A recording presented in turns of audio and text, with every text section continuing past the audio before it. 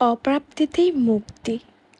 মানুষ চিরকাল চায়, পেতে চায়, ধরে রাখতে চায়, কিন্তু সেই চাওয়ার আরাধ্য বস্তুটি অনেক সময় হয়ে ওঠে তার জীবনের বোঝা। যখন আমরা বুঝতে পারি যে সব কিছু পাওয়ার দরকার নেই, তখনই মুক্তির পথ খুলে যায়। না পাওয়ার মাঝেও এক ধরনের স্বাধীনতা থাকে, চাপহীন, ব্যথাহীন, শূন্যতায় ভরা এক নির্মল প্রশান্তি। প্রকৃত মুক্তি তখনই আসে যখন আমরা চাওয়ার আগুন থেকে নিজেকে সরিয়ে নিতে পারি।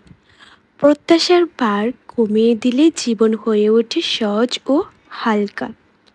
তাই বলা হয় অপ্রাপ্তিতেই মুক্তি।